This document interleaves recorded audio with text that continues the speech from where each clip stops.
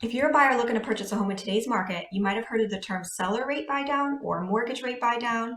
And like most consumers, you think it sounds great, but you're unsure it's an option for you and you're not sure how it really works. Well, in high interest rate environments like the one we're currently in, this is a strategy we use to bring back affordability for buyers. So the market has shifted. And last year, if you were pre-approved or if you were in the market to purchase a home, I'm sure you understand and remember how hard it was to get your offer accepted. Interest rates were really low. However, in order to even get your offer entertained, you need to go well above asking. You need to waive all your contingencies. You had to put down a good amount of money. And most likely, if you're looking at VA or FHA financing, your offer wasn't going to be entertained. So the problem we run into now is the affordability issues buyers are having. With interest rates doubling over the last 8 months, buyers have now lost $100,000 or so in buying power.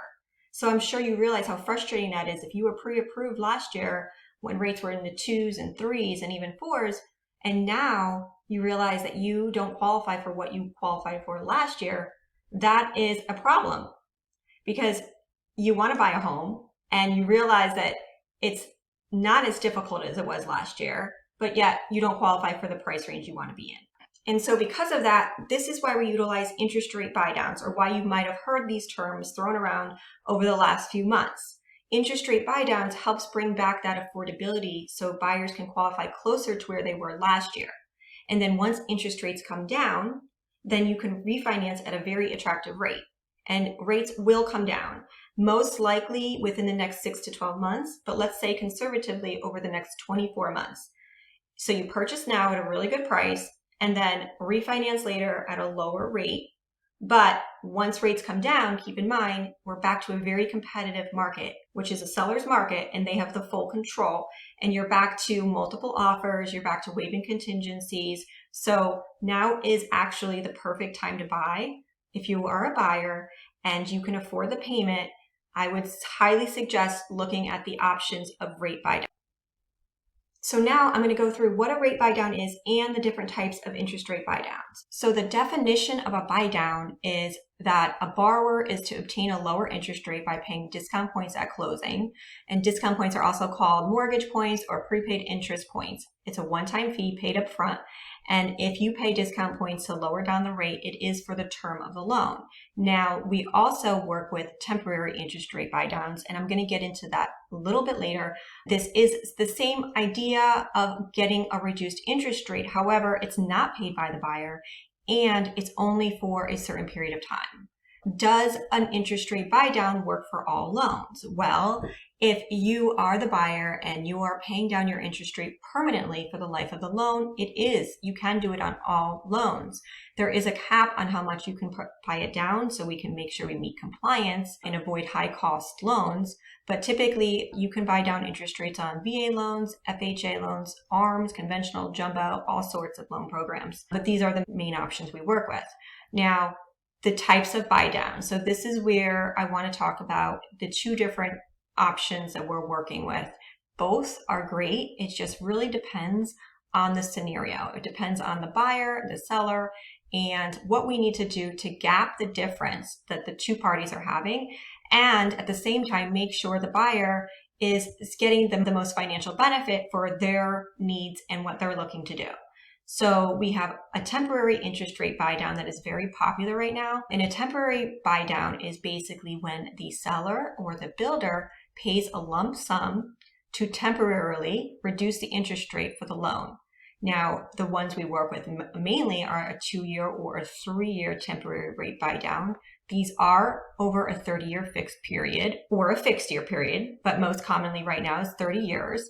And the idea behind this is to lower the interest rate for the first year or 2 or 3, because most likely interest rates are going to come down. And when you look at history and you look at how long the spike in interest rates last, we're certainly going to see a rate drop before the next 24 months if history repeats itself. So that is the idea behind a temporary. What the seller pays is what the buyer saves in that buy down period. The money is paid at closing and it's held in an escrow account with the lender, and it does get paid towards the buyer's mortgage. So you don't lose the money. However, it's not a credit towards the net amount of money you need to bring to closing.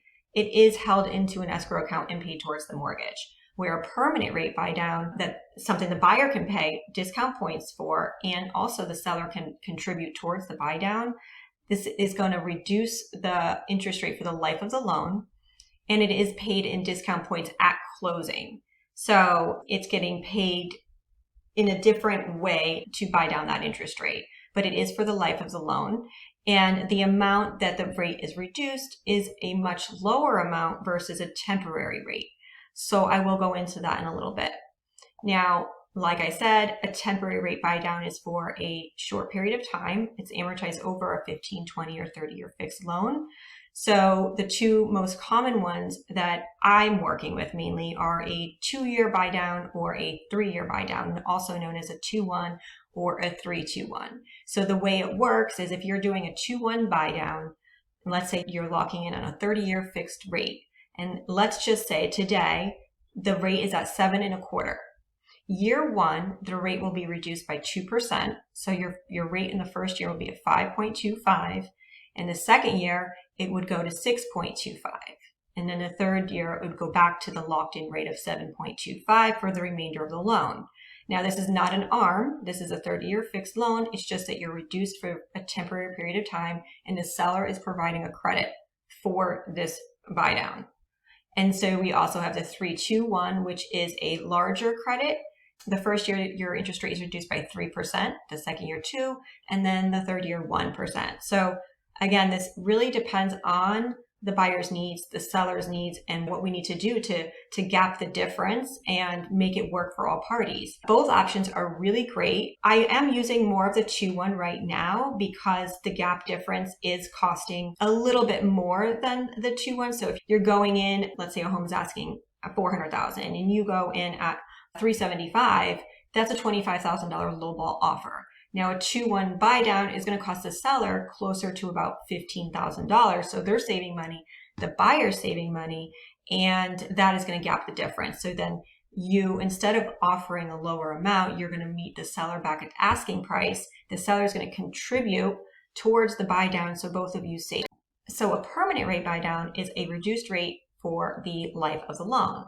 So you can, as a buyer, pay down your own interest rate using discount points, and the seller can also give you credit to buy down your rate. The amount the rate is reduced is not quite as much as a temporary rate buy down. However, it is for the entire term of the loan. So if it's a 30-year fixed and let's say you refinance in 5 years, the rate will be reduced for 5 years.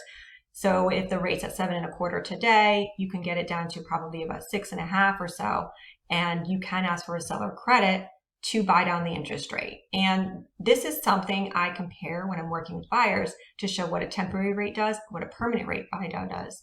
And then you can figure out which option works best for your situation. So now let's talk about the pros and cons for each. On a temporary interest rate buy down, the rate is lower versus a permanent rate buy down.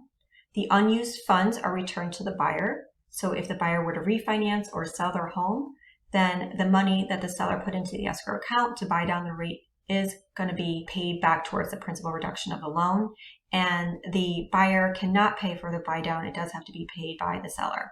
So the cons for the temporary rate is that the buyer cannot qualify at the lower interest rate. So unfortunately, if you have a debt to income ratio issue, this would not be the better option. We would look at a permanent rate buy down. The other con is that the offer only temporary reduced payment, so it's not for the life of the loan.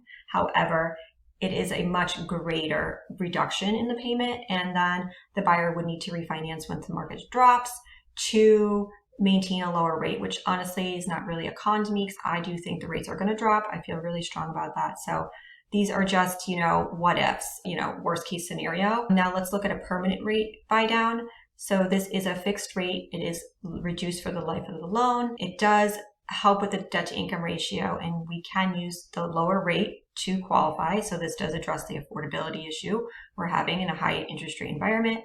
And you don't necessarily need to refinance on the road, but most likely you will anyway. So that's where a con would come in. So it's not going to reduce your payment as much as a temporary rate does. So you're most likely going to refinance anyway.